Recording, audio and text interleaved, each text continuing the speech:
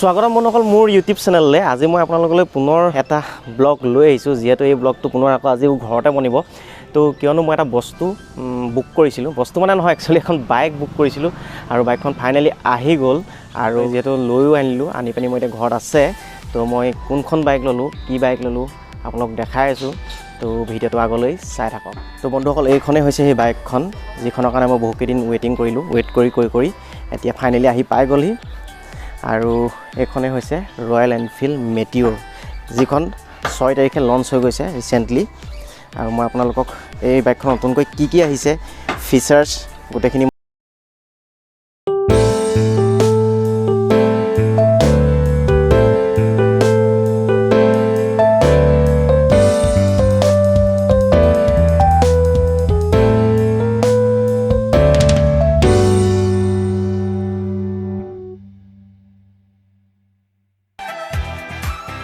তো বন্ধুসকল যেহেতু এই বাইকখন আগতে যেহেতু কৈ আছে বহুলোকে কৈছে যে আগৰ যি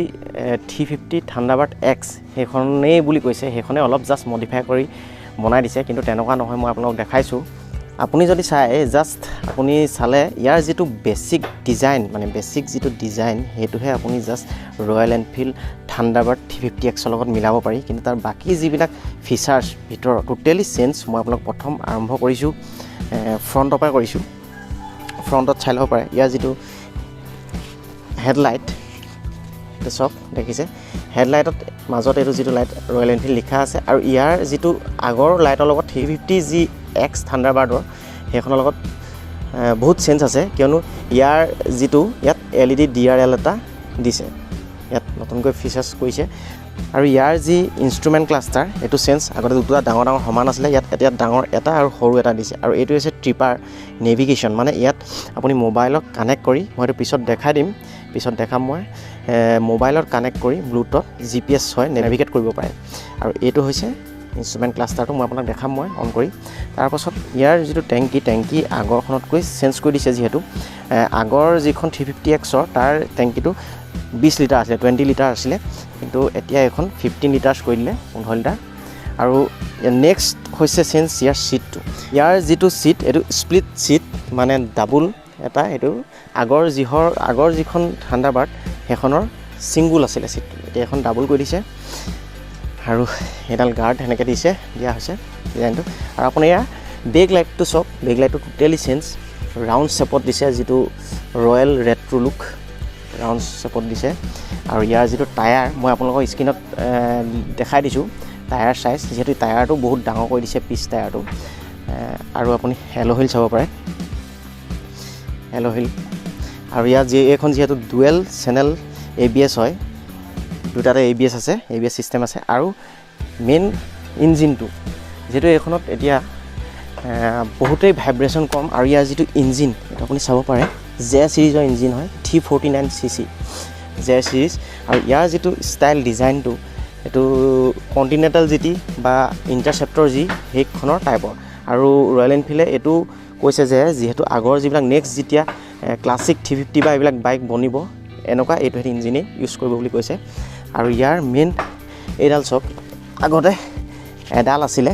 এতিয়া ইয়াত যিহেতু দুডাল দি দিলে তো যিহেতু সেইটো বাবে ভাইব্ৰেশ্যনটো বহুত কম আৰু এখন হৈছে স্পীকাৰ তো বন্ধুসকল এই যিখন বাইক এই বাইকখন 3টা ভেৰিয়েণ্টত আছে এইটো হৈছে বেছ মডেল ফায়াৰবলৰ তাৰপিছত নেক্সট ওপৰত আছে মিড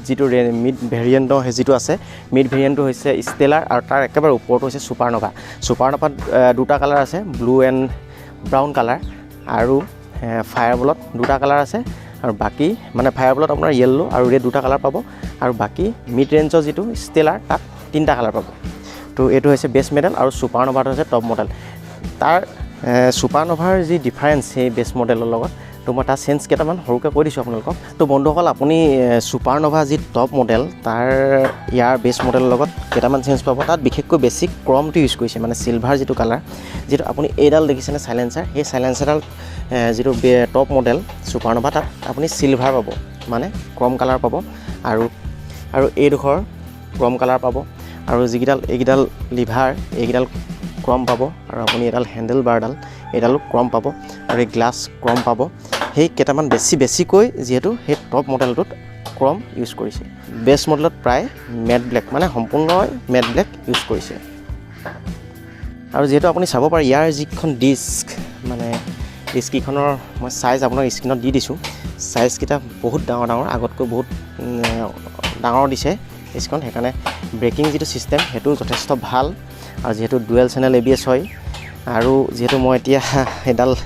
গাৰ্ডডাল লেগ গাৰ্ডডাল পোৱা নাপালোঁ আহিব বুলি কৈছে কেইদিনমান লেগ গাৰ্ডডাল নাপালোঁ আৰু ৱাইনচিল্ড এখন লগাই ল'ব পাৰে আপুনি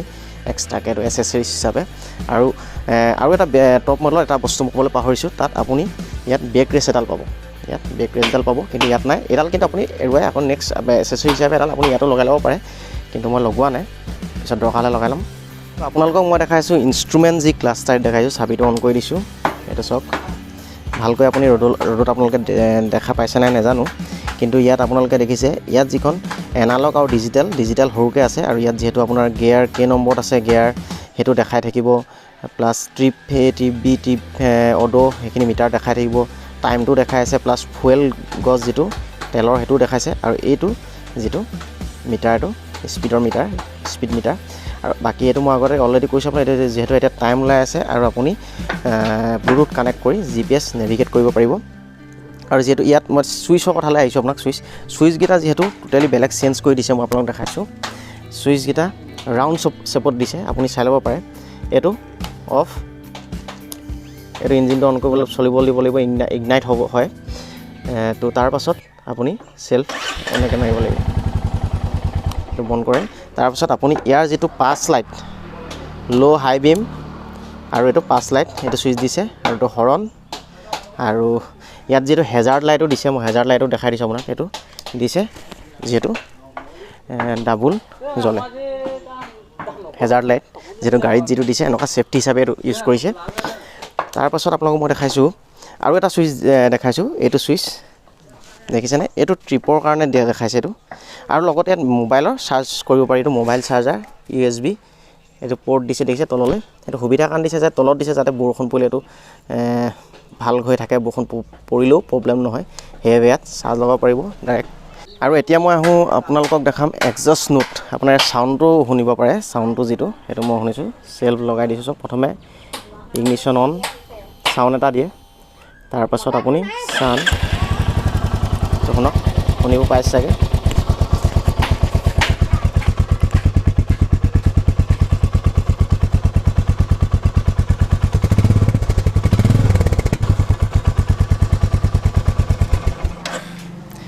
তো বন্ধুসকল এতিয়া অলপ ৰাইডিঙত যাওঁ মানে অলপ চলাই দেখাওঁ আপোনালোকক আৰু যিহেতু ইয়াৰ যিকেইটা ছিট পিলিয়ন ছিটেই হওক বা ৰাইডাৰ ছিটেই হওক বহুতেই কমফৰ্ট হয় বহুত ধুনীয়া বহুতেই ভাল আৰাম হয় কমফৰ্ট পাব আৰু যিহেতু এইখন বাইক আপুনি 5.5 ফুটে হওক 5.5 বা 5.8লৈকে একদম বহুত ধুনীয়াকৈ চলাব পাৰিব ধুনীয়াকৈ আপোনাৰ ছেফটি ফিচাৰো বহুতকেইটা আছে আৰু বাকী ওখ মানুহকেইটাৰ কথাটো মই নকওঁৱেই ধুনীয়াকৈ চলাব পাৰিব কিন্তু বাকী চাপৰ 5.4 5.5 সেইকেইটা মানুহো বহুত আৰামে ধুনীয়াকৈ এই বাইকখন চলাব পাৰিব তো বন্ধুসকল এইখনে আছিলে সেই বাইকখন মই এইকেইদিন বহুতকেইদিন ৱেইটিং কৰি ফাইনেলি পালোঁগৈ আৰু ইয়াৰ যিটো এক্স শ্ব'ৰুম প্ৰাইচ এই বেছ মডেলৰ 1.75 লাখ আৰু আপুনি যদি কাগজ পত্ৰ ইঞ্চুৰেঞ্চ 2 লাখ ওচৰা-ওচৰি পৰি যায়